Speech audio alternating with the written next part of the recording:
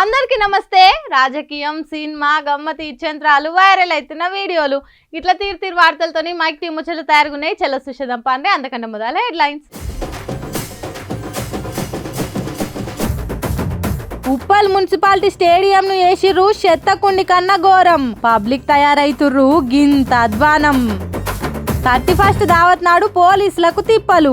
ఊదుమంటే ఊదకుండా మందు బాబులు చూయిచ్చిర్రు సుక్కలు. 4వ తారీఖు నాడు మళ్ళీ కేబినెట్ మీటింగ్ అట. ఎన్ని మాటల మీటింగ్ పెట్టినా ఏం ఫాయిదానట. ఉప్పల్ మున్సిపాలిటీ స్టేడియంలా మంచిగా 31 దావత్ చేసుకునేందుకు అధికారులు అనుమతి ఇచ్చిండ్రట. అగో ఆటలు ఆడుకునే తావులా తాగుబోతులు తాగేందుకు పర్మిషన్ ఇచ్చిన ఆ పాడు మళ్ళీ ఆఫీసర్ లెవెల్ అధికారులు ఇస్తుంటే కూడా ప్రజాపాలన అని చెప్పుకునే కాంగ్రెస్ లీడర్లు కూడా ఆపకుండా ఏం చేసిండ్రో అరుచుకుందాం పాండ్రి. ఇగో చూసిండ్రా, టేబుల్ లేసి కుర్చీలేసి నీళ్ల డ్రమ్ముల నుంచి మందు పోసుకునే లబ్బర్ గిలాసుల దాకా ముక్క సుక్క ఏర్పాటు చేసి ఉప్పల్ మున్సిపాలిటీ స్టేడియంను ఇట్లా మురికి వారవోసే చెత్తకుండి కంటే అద్మానం చేసిండ్రట. ఓ 10 మందో 20 మందో కాదు, పెళ్లికి వచ్చినట్టు ఇంట్లో పేరంటం పెట్టుకున్నట్టు పెద్దగానే పెట్టిండ్రట.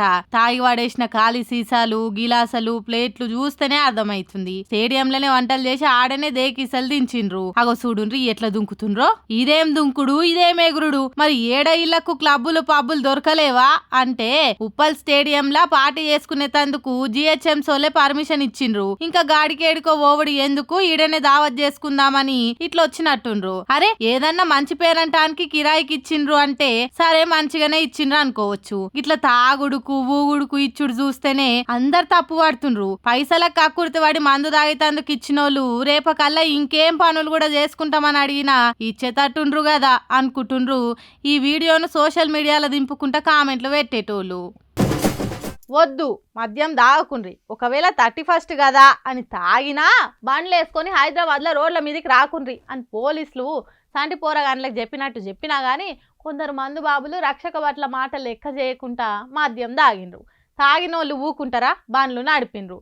పోలీసులకు దొరికినాక ఎట్లా చేస్తుండ్రో చూడురి. 31 దావతేమో గాని పోలీసులకు మాత్రం నడి జాము రాత్రి చల్లటి చల్లిలో కూడా బగబగ మండే ఒక్క సూర్యుని కాదు 100 మంది సూర్యులను చూసినంత బరాబర్ అయిపోయిందట.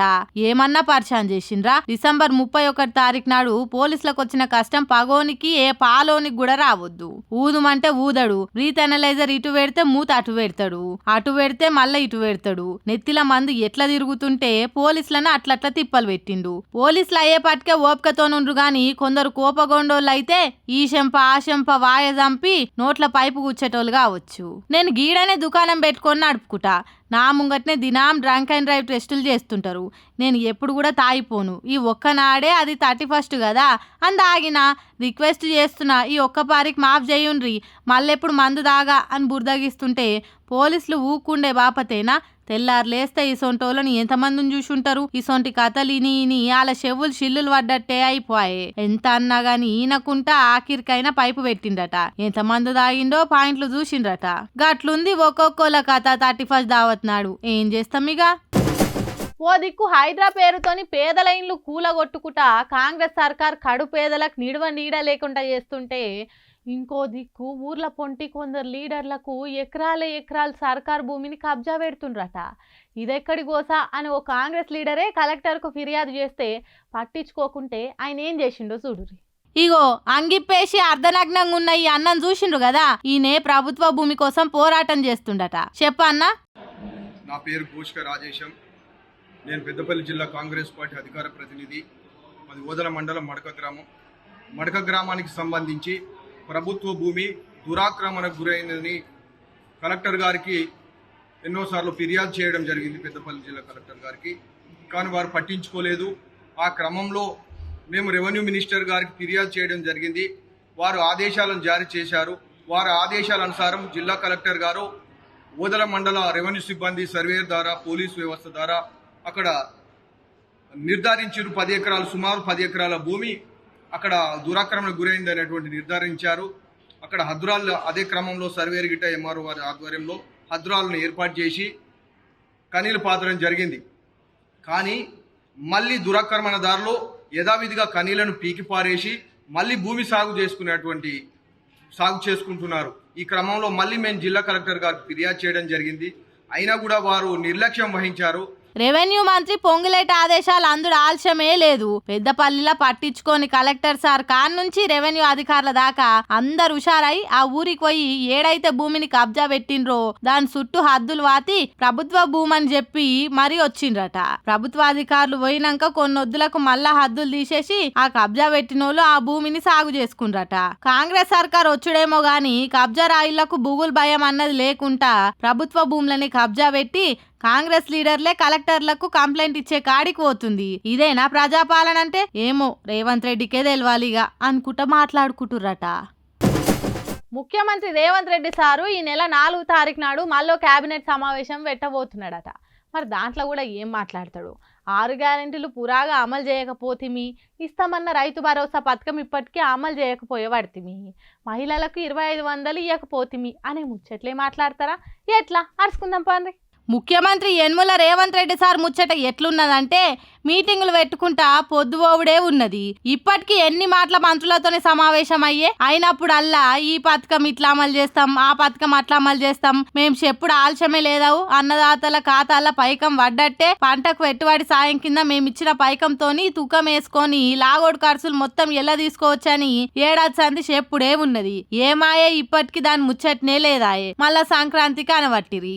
మహిళలకు 2500 ముచ్చట్లు మాట్లాడతారా? కొత్త కూపన్ కారెట్లు ఎప్పుడు ఇస్తారో చెప్పరా? నిరుద్యోగులకు ఉద్యోగాలు ఎప్పటి వరకు పురాగా భర్తీ చేస్తారో చర్చిస్తారా? బడికోయే ఆడపిల్లలకు స్కూటీలు ఎప్పటి సంధిస్తారో అనుకుంటారా? మూసీ నదిలో మురికి సాపు ముచ్చట మళ్ళా ముంగటేసుకుంటారా? ఫ్యూచర్ సిటీ స్మార్ట్ సిటీ సంగతి ఎంతవరకు వచ్చిందో సావధానంగా చర్చిస్తారా? ఇట్లా చెప్పుకుంటా పోతే 6 గ్యారెంటీల నుంచి మొదలు పెడితే 66 అబద్ధాల దాకా పెద్ద లిస్టే ఉంటది. అన్ని చర్చకు వస్తాయా అంటే ఎన్ని మాటల మీటింగులు కాలేదు, ఎన్ని మాటల మంత్రులు ముఖ్యమంత్రులు దాటగొట్టలేదు. మళ్ళీ ఈ సంక్రాంతి వరకన్నా అన్ని అమలైతాయా అంటే కేబినెట్ మీటింగ్ అయినాకనే తెలిసేటట్టున్నదని అంటున్నారు.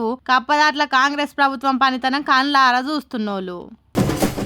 నీ అవ్వ తగ్గేదేలే మందు బాబులా మజాక ఉత్తప్పుడే ఊగిపోతాం.